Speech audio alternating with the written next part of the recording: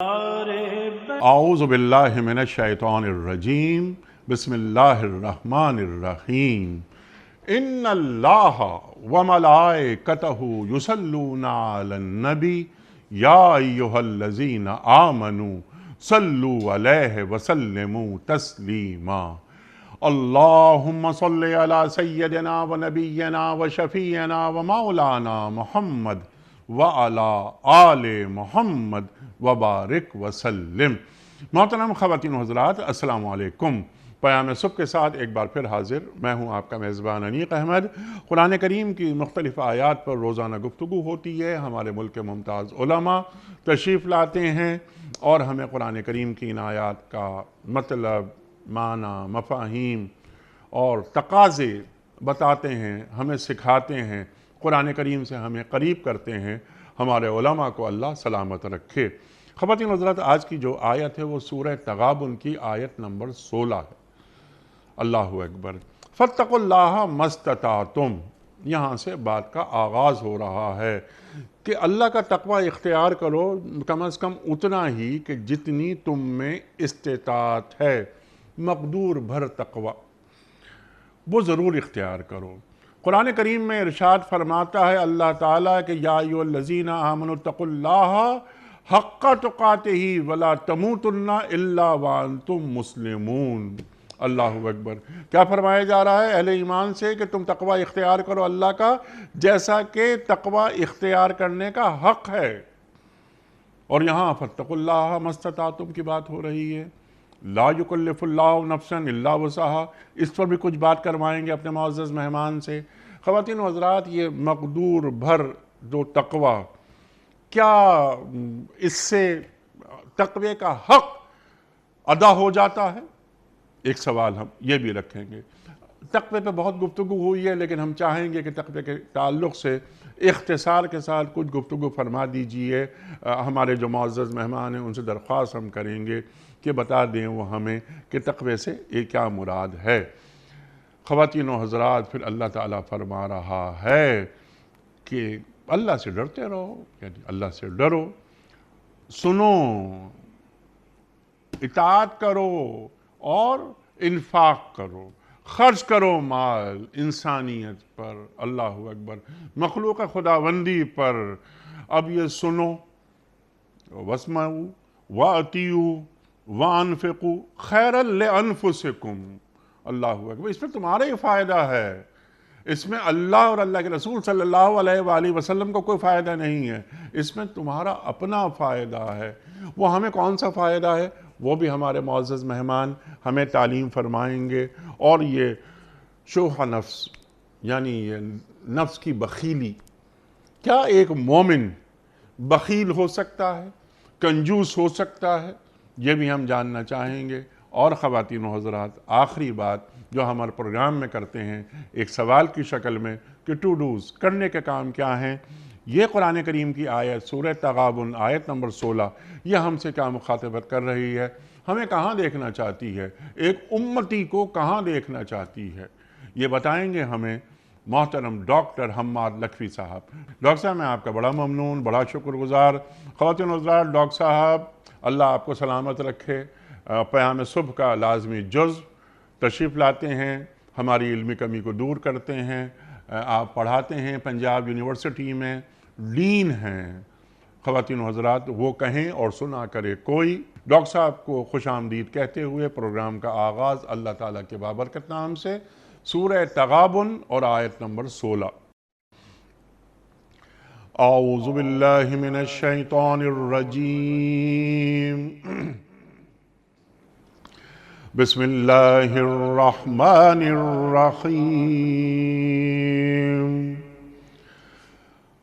فاتقوا اللہ ما استطعتم واسمعوا واطیعوا وانفقوا خیرا لانفسکم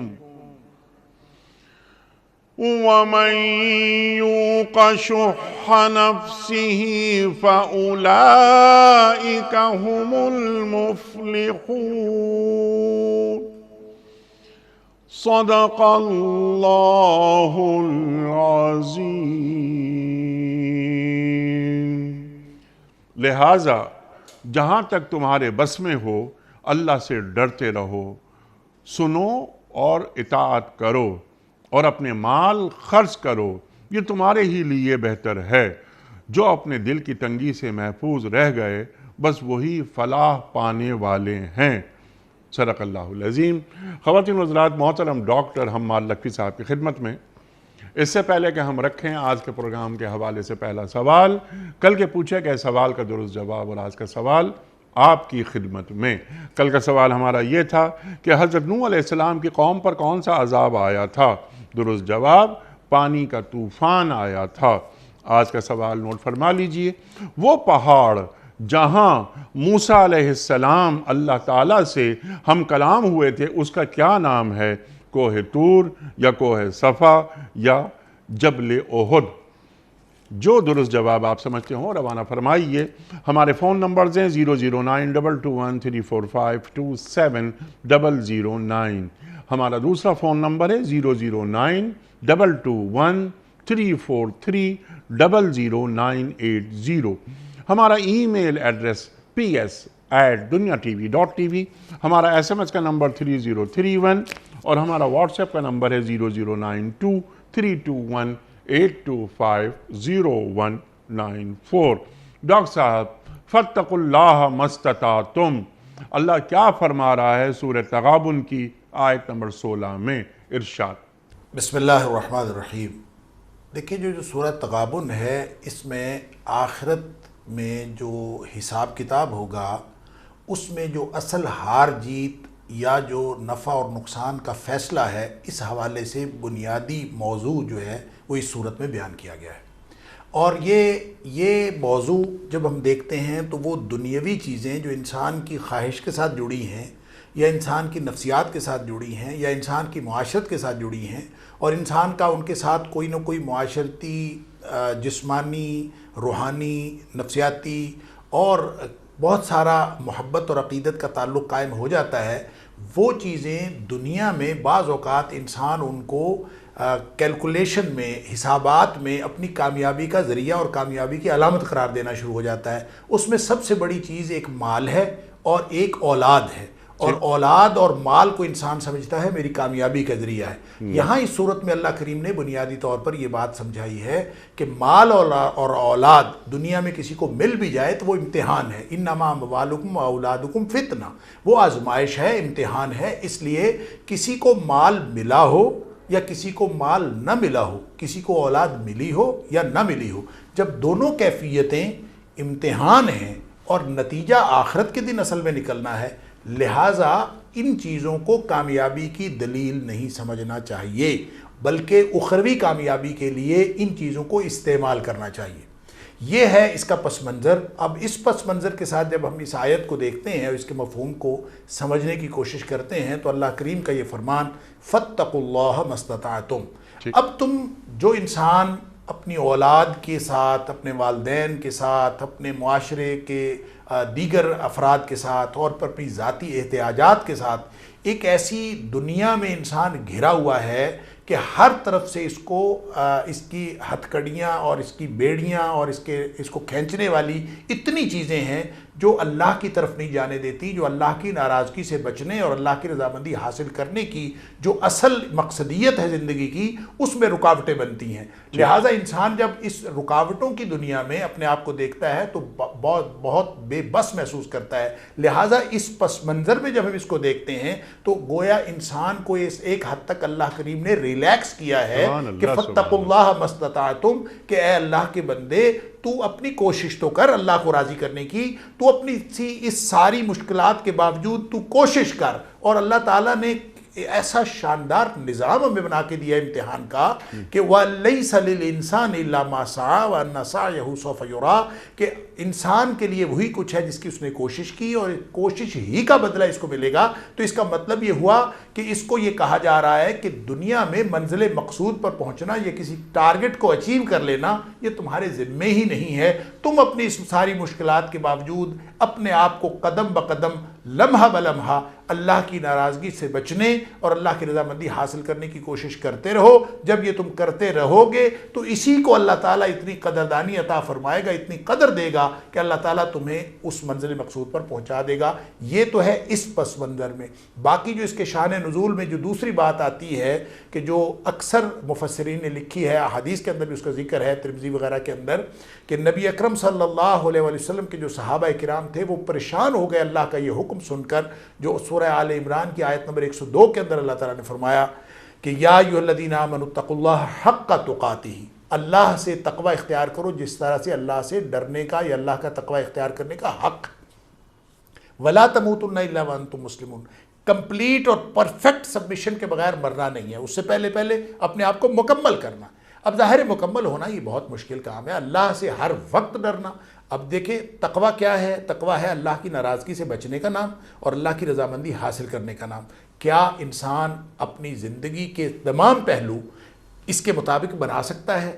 حق تقاتہ کا مطلب تو یہ ہے کہ انسان کی سوچوں سے لے کر اور انسان کے عمل تک اور انسان کی انفرادیت سے لے کر اجتماعیت تک ساری کی ساری اللہ کی ناراضگی سے بچنے والی زندگی ہو اور اللہ کی رضامندی حاصل کرنے والی زندگی ہو.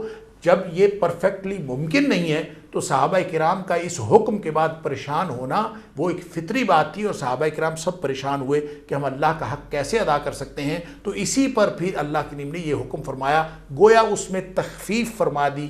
فاتقوا اللہ ما استطعتم, جتنی استطاعت ہے اتنی استطاعت کے مطابق تم اللہ سے ڈرو اور اللہ کی ناراضگی سے بچنے کی کوشش کرو, اللہ کی رضامندی حاصل کرنے کی کوشش کرو.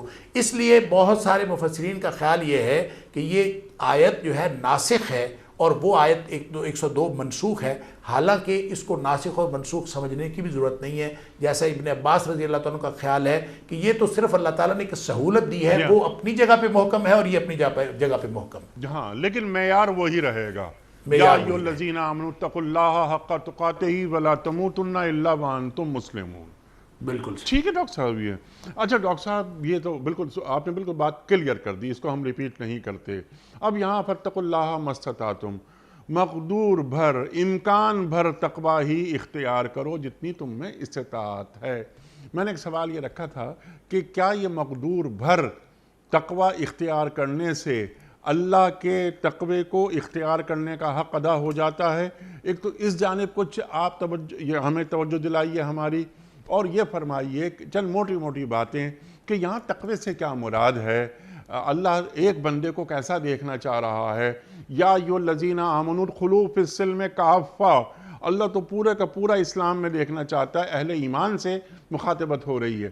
لیکن چند باتیں ایسی کہ جتنا تقوی میں اپنی زندگی میں اختیار کر سکتا ہوں کم از کم اتنا تو اختیار کروں, تو اس کے اظہار کی شکلیں کیا ہیں؟ دیکھیں تقوی جو ہے یہ ایک بہت ہی ایک ایسی اصطلاح ہے جس کی بہت ساری ڈائمینشنز ہیں جو واضح کرنے کے لیے ایک بہت لمبی گفتگو کی ضرورت ہے. اگر اس کو اختصار کے ساتھ دیکھا جائے تو تقوی ایک ایسی سپرٹ ہے, ایک ایسی روح ہے جس کو اللہ کریم نے ہر عمل کے ساتھ جوڑ دیا ہے. یا اس کو دوسری طرح سے یہ یوں سمجھیے کہ یہ ایک کیفیت کا نام بھی ہے اور ایک طرز عمل کا نام بھی ہے. سبحان اللہ. کیفیت قلب کی ہے, طرز عمل انسان کے جسم کا ہے. اب یہ حاصل کیسے ہوتا ہے اس کی طرف بعد میں آتے ہیں, پہلے اس کو سمجھ لیں کہ یہ ہے کیا چیز. دیکھیں ہر عمل میں دو چیزیں ہیں, ایک ہوتا ہے ایکشن اور ایک ہوتا ہے انٹینشن, جس کو کہتے ہیں عمل اور نیت, اور یا عمل اور ارادہ.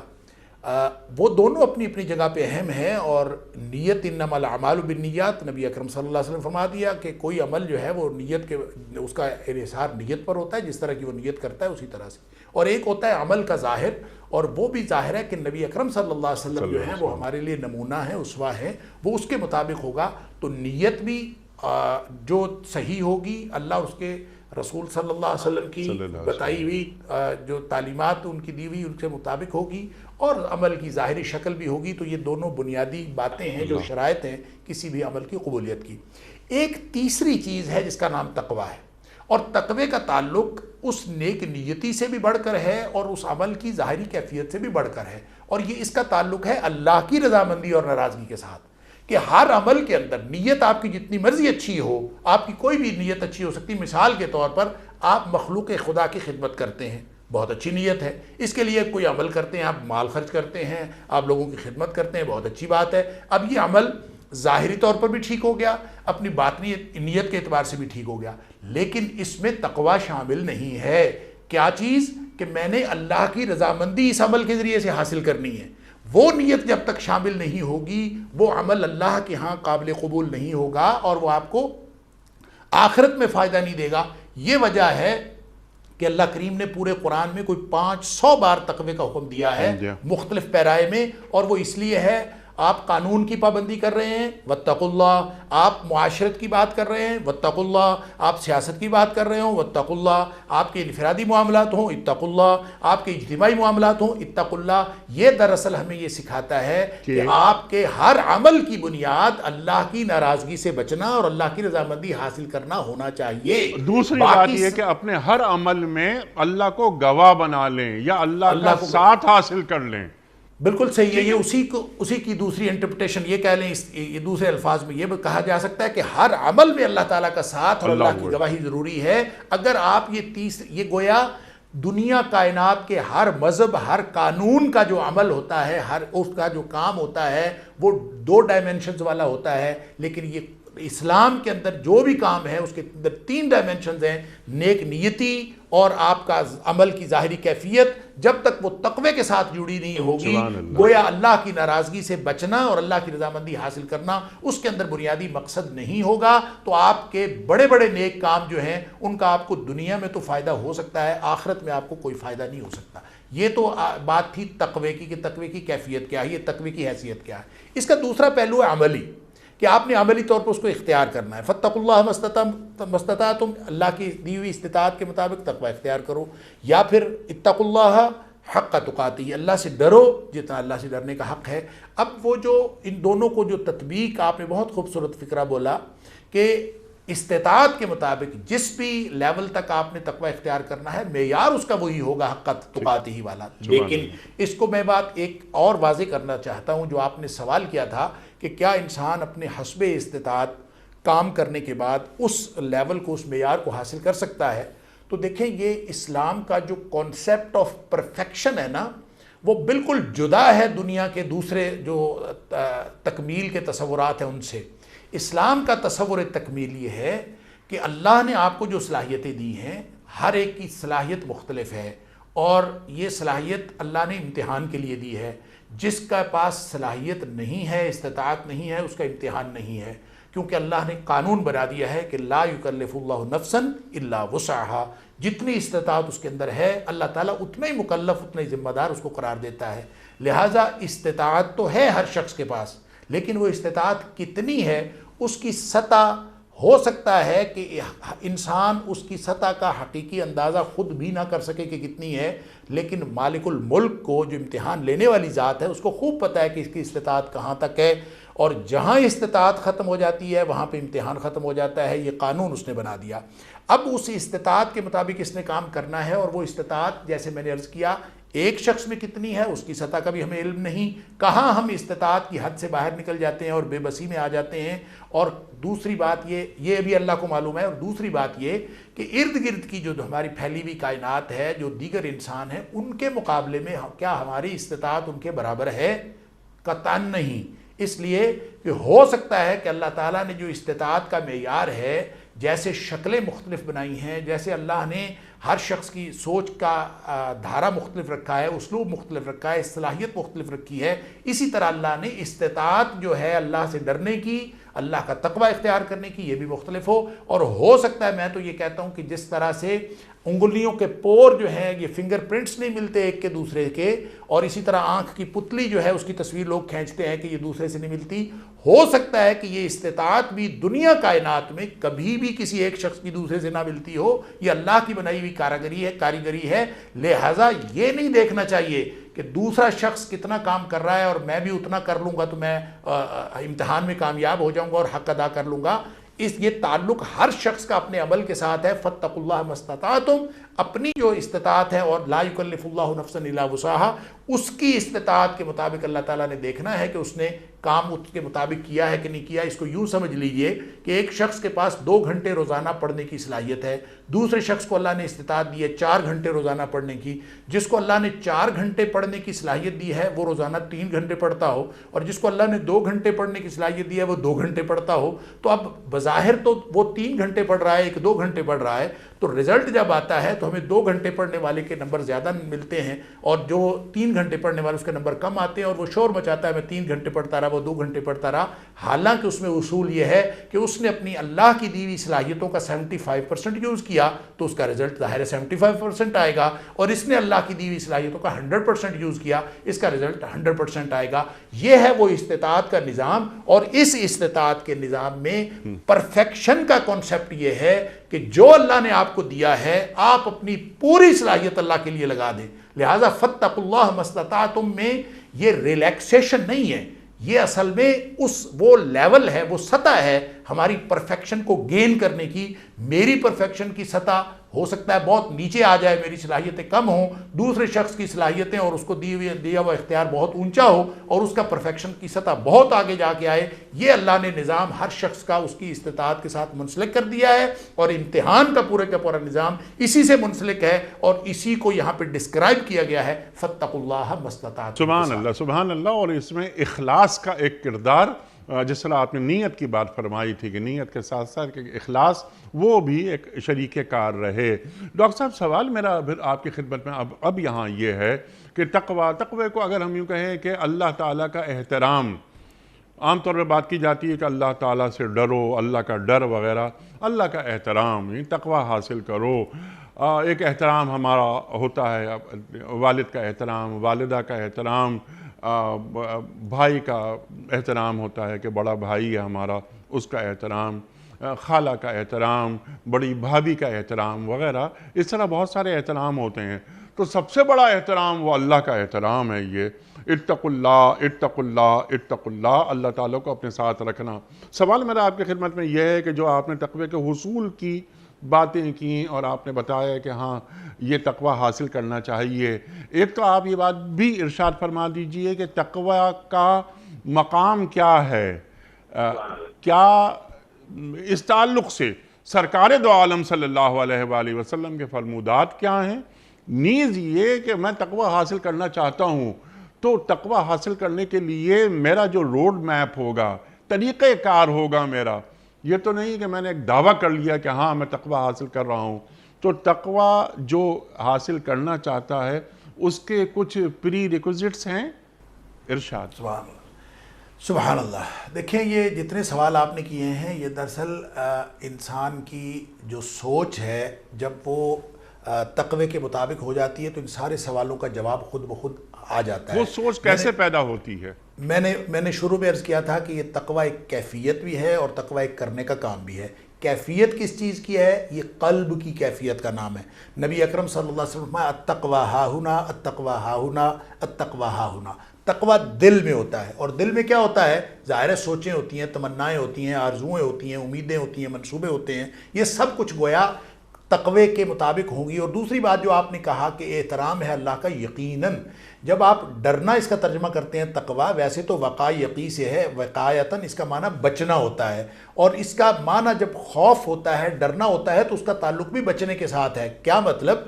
دراصل یہ اللہ کی ناراضگی سے بچنے کا احساس ہے، اللہ کی ناراضگی سے بچنے کا احساس اور اللہ کی خوشنودی حاصل کر لینے کا احساس، یہ دوہرا احساس جب دل میں پیدا ہو جائے تو یہ وہ کیفیت ہے جس کو تقوی کی کیفیت کہتے ہیں۔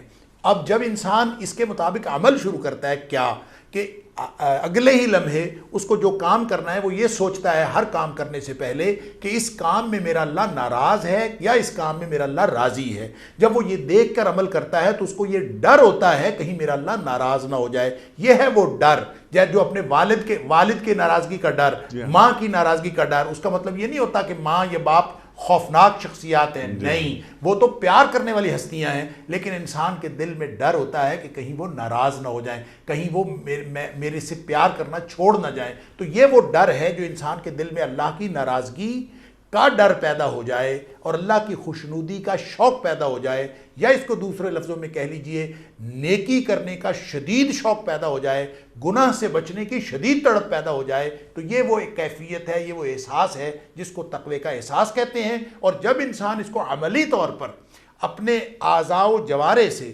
نگاہ اٹھتی ہے، یہ اس کو روک لیتا ہے کہ میرا اللہ ناراض ہے، میں نے یہ نگاہ نہیں ڈالنی، اس کے کانوں میں کوئی چیز پڑتی ہے، یہ کان بند کر لیتا ہے کہ ہاں اللہ ناراض ہو جائے گا، میں نے یہ کام نہیں کرنا، زبان پہ بات آتی ہے، یہ روک لیتا ہے کہ میں نے اللہ کی ناراضگی کا کوئی لفظ زبان سے نہیں نکلنا، اس کا قدم اٹھتا ہے، یہ اس کو روک لیتا ہے کہ میں اللہ کی ناراضگی کا یہ قدم ہے، میں نے اس طرف نہیں جانا۔ علی ھذا القیاس جب یہ اپنے پورے جسم کو اس احساس کے مطابق بنا لیتا ہے تو یہ متقی بن جاتا ہے عملاً۔ اور جو اللہ نے فرمایا ھدی للمتقین، قرآن ہدایت ہے متقین کے لیے، وہ احساس رکھنے والے متقی ہیں جو اللہ کی ناراضگی سے بچنے کی تڑپ اور اللہ کی رضامندی حاصل کرنے کی تڑپ رکھتے ہیں، ان کے لیے قرآن ہدایت کے راستے کھول دیتا ہے۔ اور جو لوگ اس کے ذریعے سے اس تک پہنچ جاتے ہیں، اپنے اعمال ہر لمحہ یہ کرتے رہتے ہیں، ان کو معلوم ہوتا ہے کہ ہماری اولاد ہماری طرف کشش کر رہی ہے، ان کو معلوم ہوتا ہے کہ مال کشش کر رہا ہے، ان کو معلوم ہوتا ہے کہ ارد گرد کی دنیا ساری ہمیں کشش کر رہی ہے، لیکن ان کی کشش اللہ کی ناراضگی سے بچنے کی طرف ہوتی ہے، اللہ کی رضامندی حاصل کرنے کی طرف ہوتی ہے۔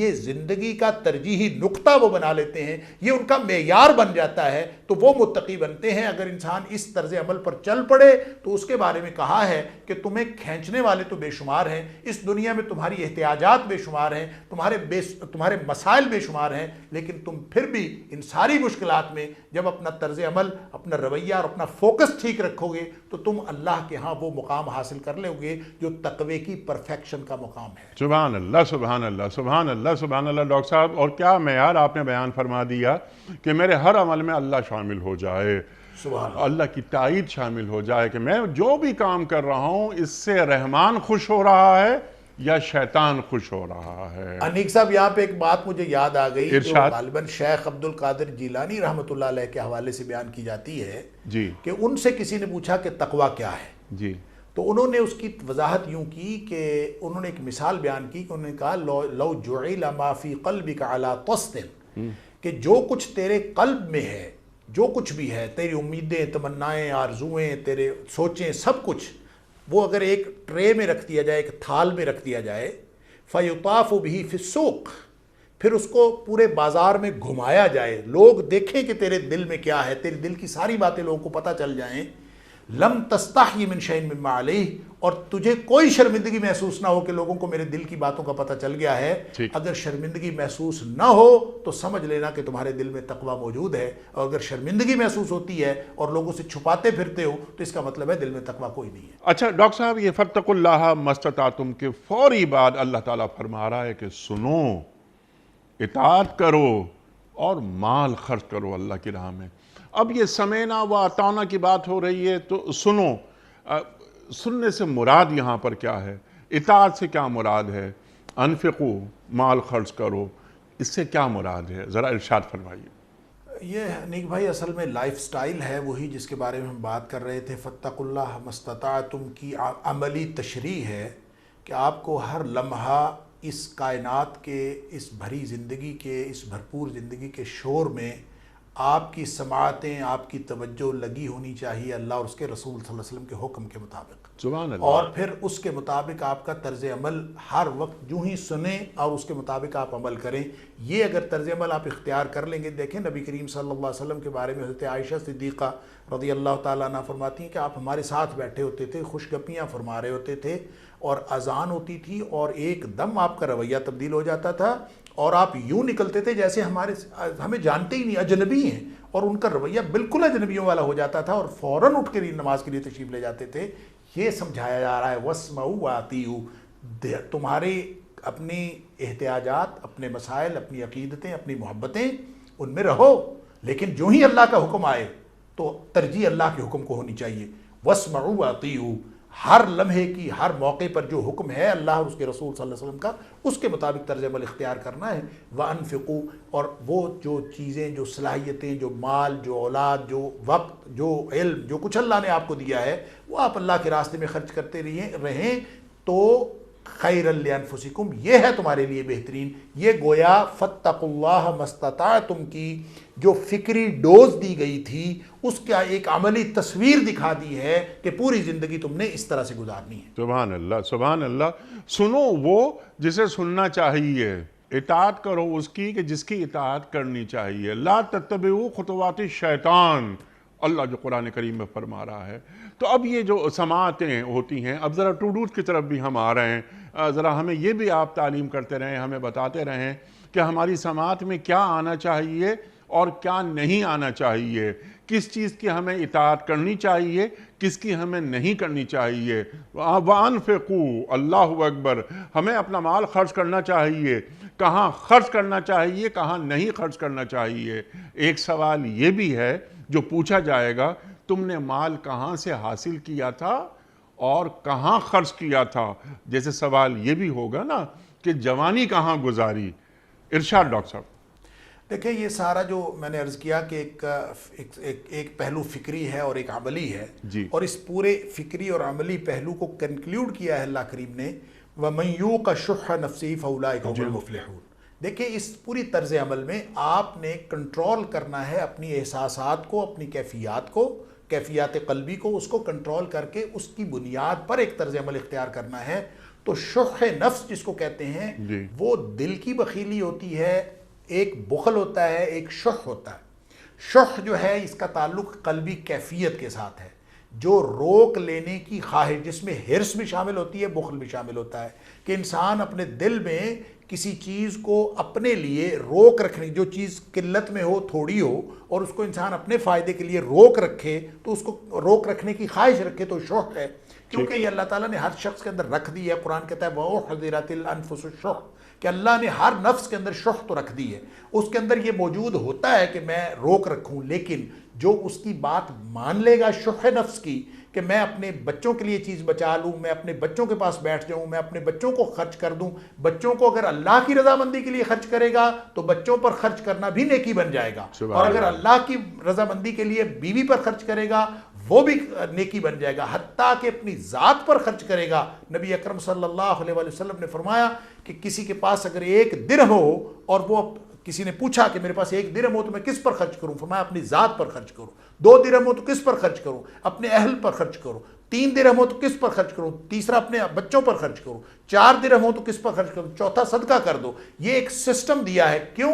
جب اپنی ذات پر خرچ کرو گے اس لیے کہ وَإِنَّ لِجَسَدِكَ عَلَيْكَ حَقًّا وَإِنَّ لِنَفْسِكَ عَلَيْكَ حَقًّا، تیرے نفس کا تیرے اوپر حق ہے، تیرے جسم کا حق ہے. انسان اپنے اوپر خرچ اس لیے نہ کرے کہ اس کی شح نفس یہ چاہتی ہے کہ وہ اپنے اوپر خرچ کرے، بلکہ اس لیے خرچ کرے کہ اللہ اور اس کے رسول صلی اللہ علیہ وسلم کا حکم ہے کہ خرچ کرنا، تو وہی نیکی بن جاتا ہے. یہ پورا ایک پیراڈائم، پورا ایک ڈسپلن زندگی کا بنتا ہے کہ دل کی بخیلی سے بچ کر اللہ کے راستے میں خرچ کرنا ہے. اس بنیاد پر خرچ کرنا ہے کہ میرا اللہ ناراض ہے کہ راضی ہے. یہ اگر ترجیحی نقطہ ہوگا تو اپنے دل کی بخیلی، دل کے لالچ، دل کے بخل اور دل کی جتنی چیزیں ہیں اس سے بچ کے اللہ اور اس کے رسول صلی اللہ علیہ وسلم کے حکم کے پیراڈائم میں اگر کوئی شخص آ گیا، اس ڈسپلن میں آ گیا، اولئک هم المفلحون. یہی تو بتایا جا رہا ہے. تم نے کم کیا ہو یا زیادہ کیا ہو یہ نہیں فرق پڑتا، تم نے تھوڑا بھی کیا ہو یہ تو کہیں اللہ نے کہا ہی نہیں کہ کثرت عمل کا امتحان ہے، بلکہ حسن عمل کا امتحان ہے.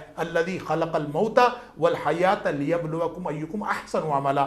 اکثر عملہ نہیں کہا کہ زیادہ جس نے کیا ہوگا، تھوڑا بھی کیا ہوگا اس نے ایویلیویٹ کرنا ہے. اور اگر آپ نے اللہ اور اس کے رسول صلی اللہ علیہ وسلم کی مرضی کے مطابق کیا ہے تو آپ کا تھوڑا کیا ہوا عمل بھی اللہ کے ہاں قبول ہے. صرف وہ تھوڑے سے تھوڑا باٹم لائن، وہ معیار بتایا جا رہا ہے کہ وَمَن يُوقَ شُحَّ نَفْسِهِ، دل کی بخیلی کی وجہ سے، دل کی خواہش کی وجہ سے، اپنے لالچ کی وجہ سے جو اللہ نے رکھا ہوا ہے اس کو اگر رکھو گے تو پکڑے جاؤ گے. اگر اس کو بچ کے، اس سے بچ کے، دیکھیں میرے ذہن میں اصل میں ایک حدیث آ رہی تھی اس لیے میں تھوڑا سا رکا جی، کہ ایک حدیث میں نبی کریم صلی اللہ علیہ وسلم فرمایا ثلاث مہلکات، 3 چیزیں جو ہیں وہ ہلاک کر دینے والی، برباد کر دینے والی. اس میں آپ نے جو پہلی چیز بتائی آپ نے فرمایا شح مطاع، وہ دل کی بخیلی جس کے پیچھے انسان چل پڑے، مطاع جس کی اطاعت کر لے. دل کی بخیلی وَأُحْضِرَتِ الْأَنفُسُ الشُّحَّ تو وہ ہے، لیکن اس کے پیچھے جب انسان چل پڑتا ہے تو انسان کو ہلاک کر دیتی ہے. اور دوسری وَهَوًا مُتَّبَعٌ، اور وہ خواہش جس کی اتباع کرے.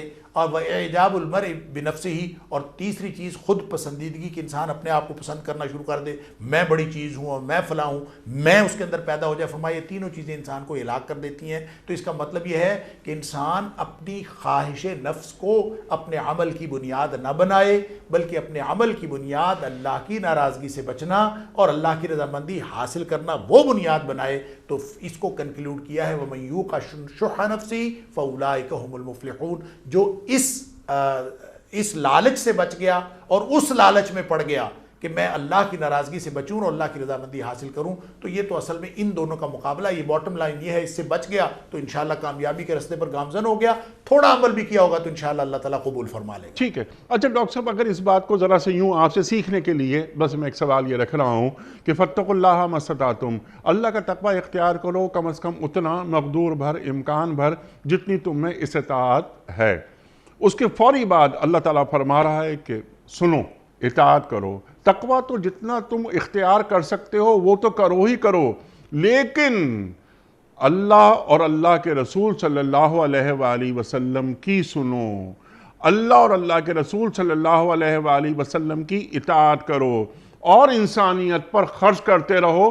تقوی اتنا ہی اختیار کرو جتنا تم استطاعت رکھتے ہو۔ یہ درست انٹرپریٹیشن ہے جو آپ کہہ رہے ہیں۔ آپ یوں کہہ لیجئے کہ اس کو اگر کروں تو میں اس کو تقدیم اور تاخیر کی بات نہیں کرتا، بلکہ میرے خیال میں تقوی ہی بنیاد بنتا ہے اس عمل کی جس کو وَاسْمَعُوا وَأَطِیعُوا وَأَنفِقُوا خَیْرًا لِأَنفُسِکُم فرمایا گیا ہے، کہ انسان جو کچھ بھی عمل کرتا ہے اس کے پیچھے بنیاد میں تقوی نہیں ہوگا تو وہ اسمعوا، وہ اطیعوا اور وہ انفقوا، وہ اپنی حیثیت میں کوئی حیثیت نہیں رکھتا جب اس کے اندر تقوی کی بنیاد وہ نہیں ہوگی کہ ترجیح اللہ کی ذات ہے، اس کی ناراضگی سے بچنا ہے اور اس کی رضامندی اختیار کرنی ہے۔ اگر وہ ترجیح ہے تو عملی طور پر وہی پیراڈائم ہے جو آپ نے فرمایا کہ تم اللہ کی سنو، اللہ کے رسول صلی اللہ علیہ وسلم کی سنو اور ان کی اطاعت کرو اور ان کی تعلیمات کے مطابق مخلوق خدا پہ خرچ کرو، یہی تمہارے لیے بہترین ہے۔ یہ ایک پورا ڈسپلن دے دیا۔ سبحان اللہ۔ اور یہ اس میں تمہاری ہی بھلائی ہے،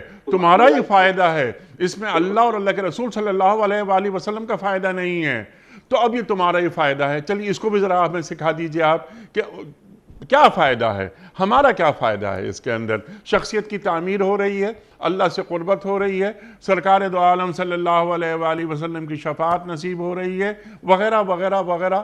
ہم معاشرے میں ان چیزوں پر عمل کر کے جو قرآن کریم ہمیں تعلیم کر رہا ہے، باوقار انداز میں دنیا میں رہنا سیکھ جاتے ہیں۔ ارشاد۔ فائدے اصل میں دو ہیں۔ ایک وہ فائدہ ہے جو انسان فوری طور پر دیکھنا چاہتا ہے کہ اس کو ایک پاکیزہ اور پرسکون زندگی عطا ہو جی، اور ایک تو اس کو یہ فائدہ دنیا میں حاصل ہوتا ہے، وہ رشتے، وہ ناطے، وہ تعلقات اور وہ اس کی نسبتیں جو دراصل اس کو مجبور کر رہی ہوتی ہیں اللہ اور اس کے رسول صلی اللہ علیہ وسلم کی نافرمانی پر۔ جب یہ اللہ اور اس کے رسول صلی اللہ علیہ وسلم کے حکم پر ان چیزوں کو ترجیح نہیں دیتا بلکہ اللہ کی ناراضگی سے بچنے کو ترجیح دیتا ہے اور اللہ کی ناراضگی سے بچنے کو ترجیح دیتا ہے اور اللہ کی رضامندی حاصل کرنے کو ترجیح دیتا ہے، تو وہ ساری کی ساری نسبتیں اس کے لیے بہترین مفید بن جاتی ہیں، فائدہ مند بن جاتی ہیں۔ اور وہ دیکھیں، اس کو یوں سمجھ لیجئے، میں لغت میں تقوی کا جب معنی ہم دیکھتے ہیں تو اہل لغت نے ایک اس کا ترجمہ یوں بھی کیا ہے کہ جو خوف انسان نتیجے کی وجہ سے اپنے دل میں محسوس کرتا ہے کسی بھی چیز کے بارے میں، اس کو تقوی کہتے ہیں۔ یعنی نتیجہ کیا ہوگا، آگ جلاتی ہے، انسان آگ کے قریب نہیں جاتا، اس کو بھی کہتے ہیں۔ اگر پانی جو ہے ڈبو دیتا ہے، انسان اس کے قریب نہیں جاتا کہ ڈبو دے گا، ویسے تو وہ خوفناک نہیں ہوتا۔ اعلیٰ حاصل قیاس، تاریں بجلی کی ننگی ہوں، ہم اس کو ہاتھ نہیں لگاتے، لوگوں کہتے ہیں قریب نہ جاؤ، یہ خوفناک چیز ہے۔ کیوں خوفناک؟ نتیجہ برا ہے، یہ نتائج کی وجہ سے۔ تو جب انسان ہر چیز میں ان نتائج کو نہ دیکھے کہ میرے سے میرا بھائی ناراض ہو جائے گا، میرے سے بیٹا ناراض ہو جائے گا، ماں ناراض ہو جائے گی، بچہ ناراض ہو جائے گا، نہیں، وہ یہ دیکھتا ہے کہ میرا اللہ ناراض ہو جائے گا۔ اس کو ہر چیز میں بنیاد اللہ کی ناراضگی سے بچنا اور اللہ کی رضامندی حاصل کرنا اس کی بنیاد بنتا ہے۔ تو اس کے نتیجے میں جب اصطلاحی تقوی یعنی اللہ کا خوف دل میں آتا ہے اس کی ناراضگی سے بچنے کا، تو اللہ تعالیٰ نے نظام ایسا بنایا ہے کہ دنیا کی چیزیں اپنے نتائج بدل دیتی ہیں اور وہ ساری کی ساری اس کے لیے مفید ہو جاتی ہیں. اس طرف اشارہ کیا ہے خیر لانفسکم، آپ اللہ کی ناراضگی سے بچتے ہوئے اور اللہ کی رضامندی حاصل کرتے ہوئے آپ کے آگے سمندر بھی آ جائیں گے تو سمندر میں سے اللہ تعالیٰ راستہ بنا دے گا. آپ اللہ کی ناراضگی سے بچنے اور اللہ کی رضامندی کی تڑپ میں اگر آپ آگ میں بھی کود جائیں گے تو آگ گل و گلزار بن جائے گی. اللہ تعالیٰ اشیاء کے نتائج بدل دے گا، لوگوں کے ساتھ تعلقات کی نوعیت بدل جائے گی، پورا کا پورا انسان کی پاکیزہ زندگی اللہ تعالیٰ باوقار عطا فرما دے گا.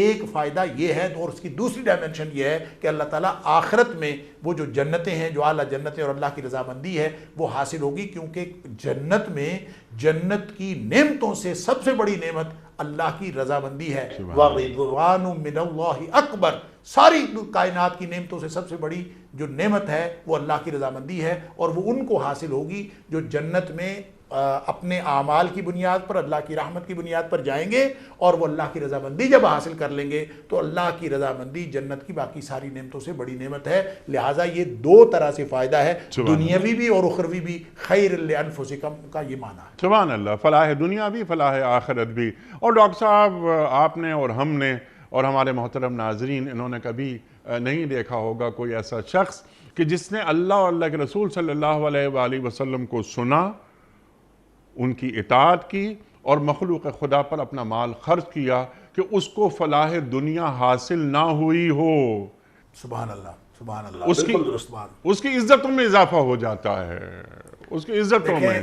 دیکھیں نبی کریم صلی اللہ علیہ وسلم کا فرمان ہے، مثال کے طور پر آپ نے فرمایا کہ اللہ تعالیٰ اس شخص کا چہرہ تر و تازہ رکھے، اس کو خوش رکھے. نضر اللہ عمران، اللہ تعالیٰ اس آدمی کی زندگی میں تر و تازگی رکھے، اس کا چہرہ تر و تازہ رکھے اور اس کو خوش رکھے جس نے میری ایک حدیث سنی اور پھر اس کو آگے سنایا اور لوگوں تک پہنچایا.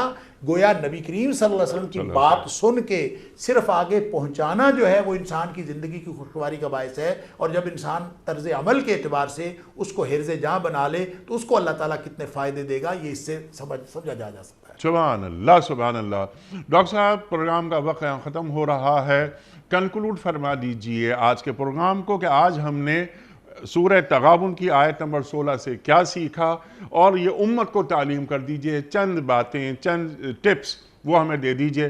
فاتقوا اللہ ما استطعتم سے آپ نے بات کا آغاز کیا تھا. ارشاد. دنیا میں افرادی قوت یا مال یا اقتدار، کوئی بھی چیز انسان کو حاصل ہو جائے، غلبہ حاصل ہو جائے، تو یہ کامیابی کی دلیل نہیں ہے. کامیابی اصل میں اخروی کامیابی ہے. دنیا میں انسان کو جو کچھ بھی عطا ہوتا ہے، اچھائی ہو یا تنگی اور مشکل ہو، وہ دونوں امتحان کے لیے ہیں. اس لیے اللہ تعالیٰ نے فرمایا ہے کہ لا یغرنک تقلب الذین کفروا فی البلاد متاع قلیل ثم مأواہم جہنم. دنیا میں کافروں کا غلبہ بھی جو دندناتے پھرتے ہیں وہ تمہیں کسی دھوکے میں مبتلا نہ کرے. یہ تھوڑی سی زندگی کا تھوڑا سا سامان ہے، پھر ان کا ٹھکانہ جہنم ہے. تو اللہ تعالیٰ یہ بتا رہا ہے فاتقوا اللہ ما استطعتم. اس بھری دنیا میں جو خواہشات کی دنیا ہے، جو یہاں پہ دھوکے کی دنیا ہے، جو انسان کو مختلف طرح سے پرکشش بنا کے دی گئی ہے، وَلَقَدْ زَيَّنَّا السَّمَاءَ الدُّنْيَا، جو اللہ تعالیٰ فرمایا اِنَّا جَعَلْنَا مَا عَلَى الْأَرْضِ زِينَةً لَهَا. یہ ساری دنیا کی جو چک و چوند ہے، ہماری چکا چوند ہے اور ہماری آنکھوں کو خیرہ کر دینے والی جو دنیا ہے، اس کی دراصل کوئی حقیقت نہیں. حقیقت اس نتیجے کی ہے جو اللہ تعالیٰ کی رضامندی کے نتیجے میں آخرت میں انسان کو ملے گا. لہٰذا فرمایا فاتقوا اللہ ما استطعتم. اس دنیا میں موت سے پہلے تم اپنے آپ کو اللہ کی دی ہوئی استطاعت کو، اللہ کی دی ہوئی صلاحیتوں کو اللہ کی ناراضگی سے بچنے اور اس کی رضامندی حاصل کرنے میں لگائے رکھو. اسی سے وہ سارا نتیجہ نکلے گا کہ تم انشاءاللہ بالآخر کامیاب ہو جاؤ گے، اور دنیا میں کی کامیابیاں بھی تمہارے قدم چومیں گی اور اخروی کامیابیاں بھی تمہارے قدم چومیں گی. سبحان اللہ، سبحان اللہ. اور اللہ کے رسول صلی اللہ علیہ وآلہ وسلم کے فرمودات، احکام سنتے رہو، اطاعت کرتے رہو اور مخلوق خدا کی خدمت کرتے رہو. دل کی تنگی سے بچتے رہو، تم فلاح یاب ہو جاؤ گے. ڈاکٹر صاحب میں آپ کا بڑا ممنون ہوں، بڑا شکر گزار، آپ تشریف لائے اور ہم نے آج بھی آپ سے بہت سیکھا. ہمارے علماء کو اللہ سلامت رکھے، تشریف لاتے ہیں، ہماری علمی کمی دور کر دیتے ہیں، ہمیں قرآن کریم سے قریب کرتے ہیں. اور جو میں اکثر ایک بات عرض کرتا ہوں کہ وقار کے ساتھ جینا جو قرآن کریم سکھاتا ہے، دیکھنا چاہتا ہے انسانیت کو، وہ ہمیں بتا دیتے ہیں ہمارے علماء کہ قرآن کریم ہمیں کیسا دیکھنا چاہتا ہے اور ہمیں کہاں دیکھنا چاہتا ہے۔ وقت مکمل ہوا، بہت ساری گفتگو مزید ڈاکٹر صاحب سے ہونی چاہیے تھی اور ہم ڈاکٹر صاحب سے مزید سیکھتے۔ کوئز، کل کا سوال ہمارا یہ تھا کہ حضرت نوح علیہ السلام کی قوم پر کون سا عذاب نازل ہوا تھا؟ درست جواب، پانی کا طوفان آیا تھا۔ آج کا سوال نوٹ فرما لیجئے، وہ پہاڑ جہاں حضرت موسیٰ علیہ السلام اللہ تعالیٰ سے ہم کلام ہوئے تھے، اس کا کیا نام ہے؟ کوہ طور یا کوہ صفا یا جبل احد؟ جو درست جواب آپ سمجھتے ہوں روانہ فرمائیے۔ ہمارے فون نمبرز ہیں 009221345270009۔ ہمارا دوسرا فون نمبر ہے 009221343000980۔ ہمارا ای میل ایڈریس ps@dunyatv.tv۔ ہمارا SMS کا نمبر 3031 اور ہمارا واٹس ایپ کا نمبر ہے 00923218250194۔ وقت قرآن اندازی کا ہمارا کوئی معزز مہمان کراچی میں تشریف فرما نہیں ہے تو یہ ذمہ داری میں ادا کر رہا ہوں۔ یہ محترم عروش ابو ذر لاہور سے، عروش ابو ذر صاحبہ لاہور سے آپ کی خدمت میں دنیا ٹی وی کی جانب سے دینی کتب پر مشتمل گفٹ ہیمپر آپ کے گھر بذریعہ کوریئر ہم روانہ کر رہے ہیں۔ آپ کو بہت بہت مبارک ہو۔ اختتام ہوتا ہے پیام صبح کا روزانہ ایک قول پر، اور وہ قول ہوتا ہے صاحب نہج البلاغہ امیر المومنین حضرت علی مرتضیٰ کرم اللہ وجہہ کا۔ آپ فرماتے ہیں کہ جو اپنے نفس کے عیب دیکھنے لگتا ہے وہ کسی اور پر عیب نہیں لگاتا۔ جو اپنے نفس کے عیب دیکھنے لگتا ہے وہ کسی اور پر عیب نہیں لگاتا۔ اللہ اکبر، اللہ اکبر۔ اپنے میزبان انیق احمد کو کل تک کے لیے اجازت دیجیے۔ خدا حافظ۔